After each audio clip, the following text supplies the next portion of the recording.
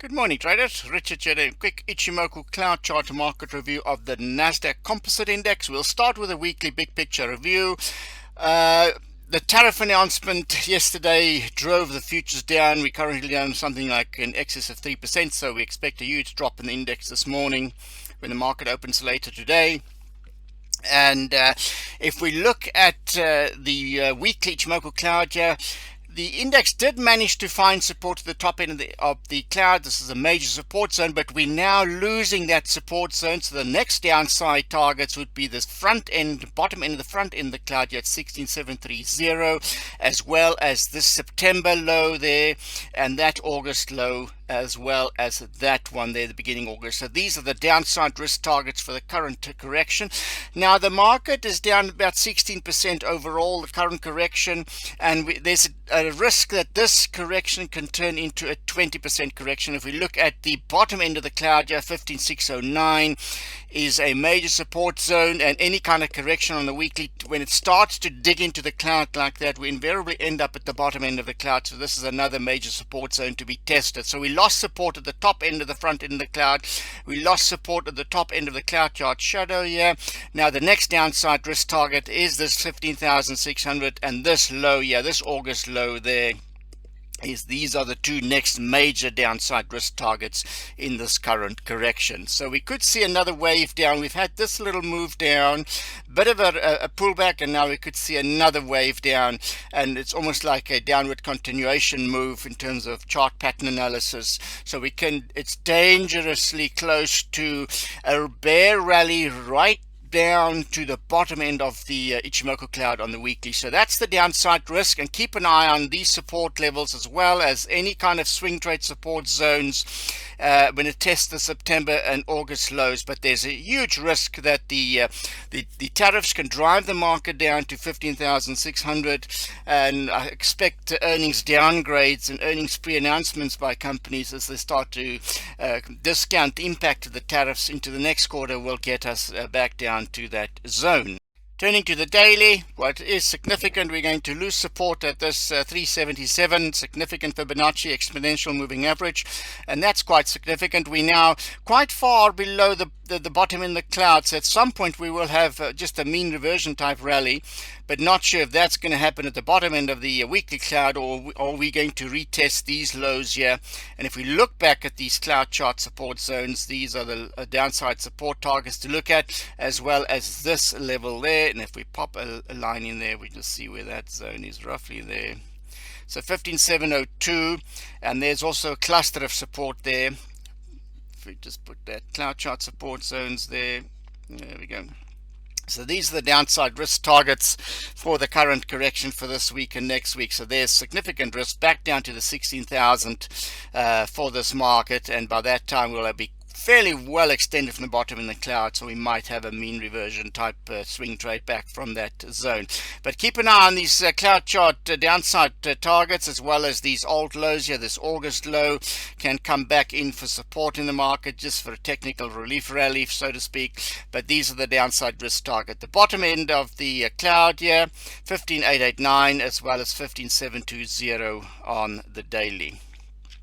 Now the cloud chart traders would have noticed there was plenty of sell signals up at the top end of the cloud here that got you out of the market, and the last major sell signals was this slice through the bottom end of the cloud. That was basically the third sell signal of this market. So all we've been trying to do here is short the rallies and buy the rebound swing trades, but there's no reason to be buying anything long term since we are in bearish territory. Any price action below the cloud is ultimately bearish from an Ichimoku cloud chart perspective. So do realize that we're only looking for swing trades from support back to resistance. And you can see that every time we got to a critical cloud chart support level, we had a bit of a relief rally back, only to be hitting the other resistance zones here. You can also see the other exponential moving averages there that became resistance zones.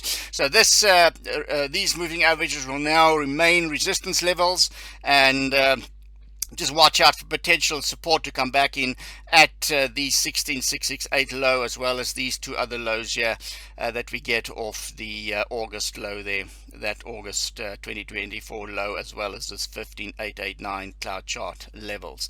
So really a bleak picture, but at least we did know how to get out of the market entirely in terms of a go to cash type sell signal when the price action sliced through the bottom end of the cloud there, if you were trading off the daily Ichimoku cloud.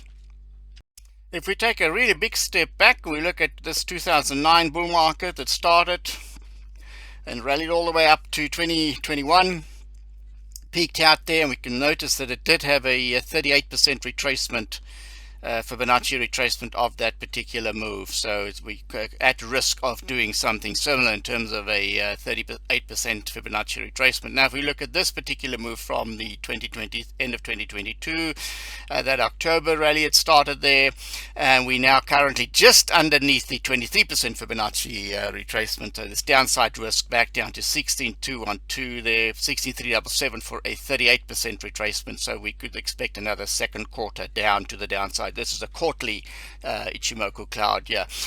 Still very well extended from the top in the cloud. You can see every time the market becomes too extended from the top in the cloud, we have a pullback. So there's still some significant downside risk in this market of between 38 and 50% correction in the market. But keep an eye on the 16,377 downside risk target, which is also very close to the high of this particular market where that correction started. So keep that in mind. Looking at the market, there's still some significant downside risk. And if we look at the previous corrections, let me just get that chart up here. This is the 2024 one currently. Now we're fighting for that support at the top in the cloud. It looked like it's going to fail this week. And then we've got downside risk to these old lows and the bottom end of the Ichimoku cloud. So that's kind of the scenario that we've got at the moment. We can, from the 16% correction, go to a 20 plus correction to the bottom in the cloud there. This is the situation in the 2021-22 correction. You can see there, got to the top in the cloud, sliced through the cloud, then hit the bottom in the cloud, had a bit of a rebound rally back up to the top end of the cloud, and then it continued downwards. So that could be a similar scenario where we get to the bottom in the cloud here, have a bit of a relief rally back up to the top end of the front end of the cloud resistance. By that time the standard line and turning line have caught up, so we've got similar to that kind of resistance zone there. So that's the playbook we're looking at from the fourth quarter of 2021 and Q1 of 2022.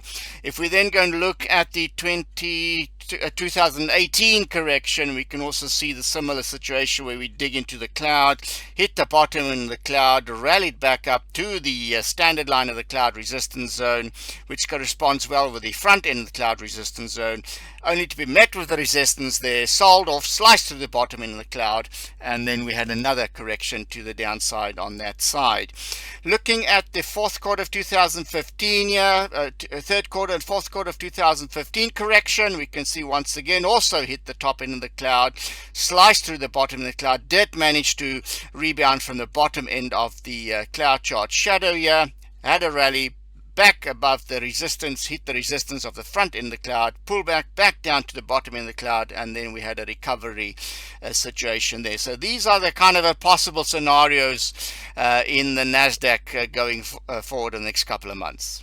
So back to the weekly, just looking for a possible scenario. We're going to hit these downside, these old lows there for potential support test there. If the support fails to come in the market at these levels, then we've got a significant drop back down to the bottom in the cloud. So we could see a bit of a slowly a grind down towards this level, then support to come back in the market here, then a rally back up, and by that time we're going to get to the front end of the cloud resistance and then run into trouble there again. So that's kind of the scenario that we can expect. The 16% correction can pretty quickly turn into a 20 to 22% correction based on an Ichimoku cloud chart basis. So that's the risk in the current market, that we might be staring at a 20 to 22% correction going forward.